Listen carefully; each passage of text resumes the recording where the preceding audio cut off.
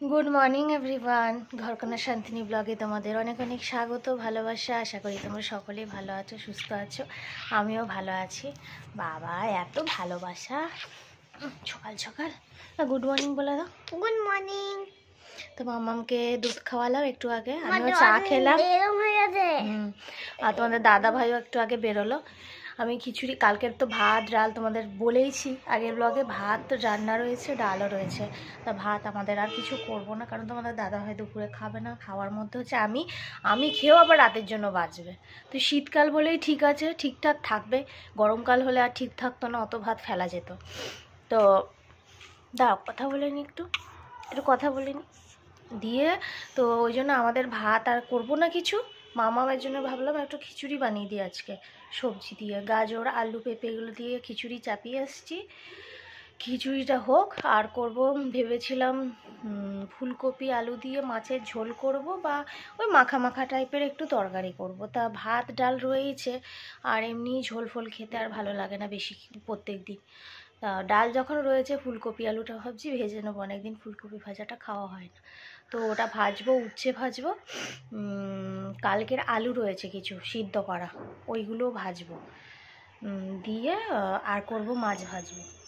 তো এই দিয়েই আজকে চালাবো। তারপর দিনের বেলাটা দেখি, তারপরে রাত্রে কি থাকছে না থাকছে। ভাত তো থাকবে, রাত্রে আবার অন্য কিছু করব ভাতের সাথে। তো চলো আজকে কি করছি না করছি দেখতে থাকো, সঙ্গে থেকো। আর হচ্ছে কি যে, হ্যাঁ, আজকে তোমাদের বলেছিলাম মামামের চুলটা আজকে কাটাতে নিয়ে যাব। অনেক বড় বড় চুল হয়ে গেছে, চুল শুকাচ্ছে না। আমিও চুলটা কাটবো, কারণ আমার চুল প্রচণ্ডভাবে উঠছে। এই কটা দিনে এত চুল উঠলো যে চুলটা লিকলিকে হয়ে গেছে। তো চুলের যদি গোজই না থাকে, তাহলে আর লম্বা চুলে লাভ কি। তা ছোট চুলটা আমিও একটু কাটিয়ে ছোট করে নেব।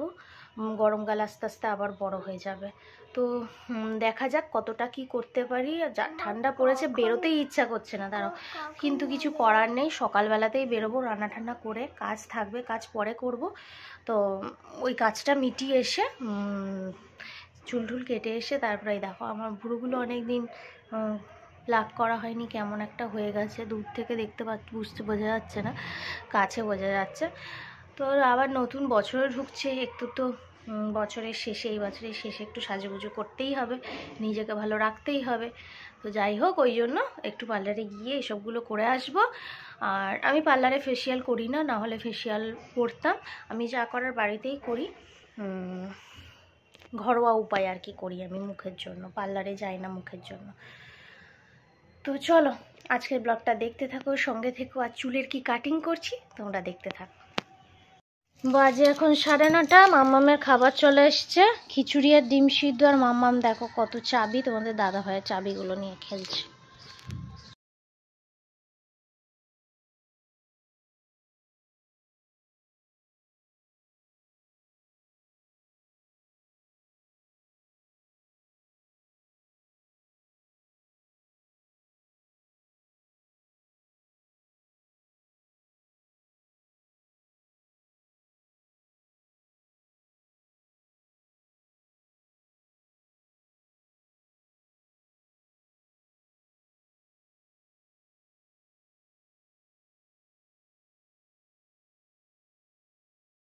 আমার প্রায় সব কাজকর্মই হয়ে গেছে। এই যে আমি রেডি হয়ে গেছি, মাম্মাম দেখি এদিকে ঘোরো, মাম্মামও রেডি হয়ে গেছে। তো আমরা এখন বেরোচ্ছি, চলো কাজটা করে আসি।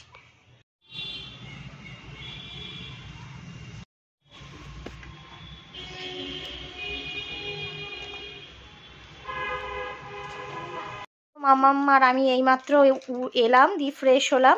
মামামকে চুল কাটা হয়েছে, দেখি মুখটা আমার সামনে ঘোরো, অনেকটা চুল, মাথাটা হালকা হয়েছে। পিছনটা দেখি, হ্যাঁ পিছনটা চুল কেটে দিয়েছি। আর এই দেখো আমার চুল কেটে কইটুকু করে ফেলেছি, আমি লেয়ার কাট করেছি, লেয়ার। মাথাটা অনেকটা হালকা হয়েছে, দেখি এবার চুলের যত্ন নিতে পারি কি না, কারণ বড় চুলের তো একটু সমস্যা হচ্ছিল। এই দেখো পিছনটা, লম্বাটা একটু কমেছে, বাট পাঁচটা কাটা হয়েছে। কেমন হয়েছে বললে। আমরা এসে দেখো খেতে বসে পড়েছি। ভাত মানে কালকে যে ভাতটা ছিল সেটা আমি গরম করলাম, এখন গরম করে ভাত, ডালও ছিল কিন্তু ডাল থেকে আমার শুকনো খেতে বেশি পছন্দ, তাই আর ডাল নিলাম না। উচ্ছে ভাজা, ফুলকপি ভাজা, আলু ছিল, আলুটাকে একটু ভেজেছিলাম, আর মাছ ভাজা, এই দিয়ে শুকনো শুকনো খাবো আজকে। আর মামামের খিচুড়ি, মাছ ভাজা, ফুলকপি ভাজা, ও ফুলকপি ভাজা খেতে খুব পছন্দ করে। তো মামাম খেলছে, একদিকে খাইয়ে দিই তারপরেও আমি খাবো। বাজে এখন 5:30 আর আমরা একটু রেডি হয়ে পড়েছি বিকালবেলা। আর বিছানাপত্র দেখো এরকমই শুয়ে উঠে মানে গোছাতে পারিনি, বলতে গোছাইনি ইচ্ছা করে, কারণ গোছাতে গেলে দেরি হয়ে যাবে। 5:30 মানেই তো অন্ধকার রাতের মতো অবস্থা। তো মামামকে নিয়ে একটু বেরোচ্ছি, ওই টেলারের কাছে যাব, যেখানে আগের দিন গিয়েও হলো না কাজ, সেইখানেই যাচ্ছি, ফোন করেই যাচ্ছি, বললো আছে। তো নিয়ে আসি, নিয়ে এসে কি কিনে মানে কি ওটা হয়ে টেলারের কাছে দিয়েছি সেটা তোমাদের এসে দেখাচ্ছি। তো চলো এখনকার মতো আমরা যাই, চলো। এই সালোয়ারটা ছিল ফিটিংস করতে দেওয়া, ওটাই করে এনেছি। এই যে হাতটা কেমন লাগছে বলবে। আর এই যে শাড়িটা আমাদের দাদাভাই গিফট দিয়েছিল আমাকে পুজোতে, গরদের, তো এটাও পিকো করতে দেওয়া ছিল। আমার এরকম লাল তাঁতের শাড়ি একটাও নেই, পুজোতে খুব দরকার। এই যে আঁচলটা হচ্ছে এটা,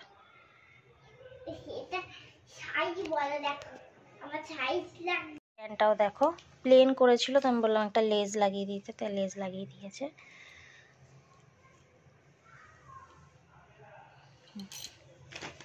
এবারটাও ঠিকঠাক লাগছে।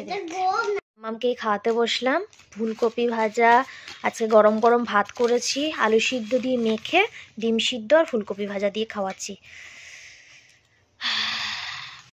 মামাকে খাইয়ে দাইয়ে বিছনা টিছনা সব গুছিয়ে বেড কভারটাও চেঞ্জ করলাম, ময়লা হয়েছিল।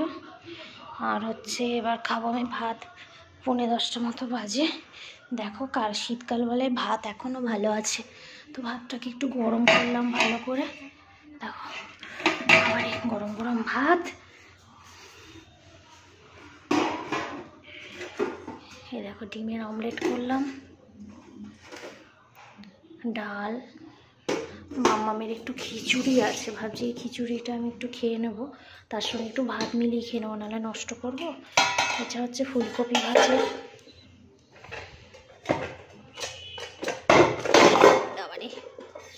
এই হলো মাছ ভাজা, এটা হচ্ছে মামামের এই মাত্র একটু আগে যে ভাত করলাম কুকারে, সেখান থেকে এইটুকু ভাত, সব মিলিয়ে মিশিয়ে খেয়ে নেবো। আর এখানে আছে উচ্ছে ভাজা আর পটল ভাজা আছে, খুলছি। এই যে উচ্ছে ভাজা আর পটল ভাজা আছে, তো পটল ভাজাটা তোমাদের দাদাভাইকে দেবো, আর উচ্ছে ভাজাটা রেখে দেবো, রাতে তো তিতো খেতে নেই। তো চলো আমি এখন খেয়ে নেব, খেয়ে শোবো। তো আজকের মতো ব্লগটা এই পর্যন্তই। যদি কিছু ভালো লেগে থাকে লাইক কমেন্ট শেয়ার অবশ্যই সাবস্ক্রাইব করবে। টাটা, গুড নাইট, ভালো থেকো।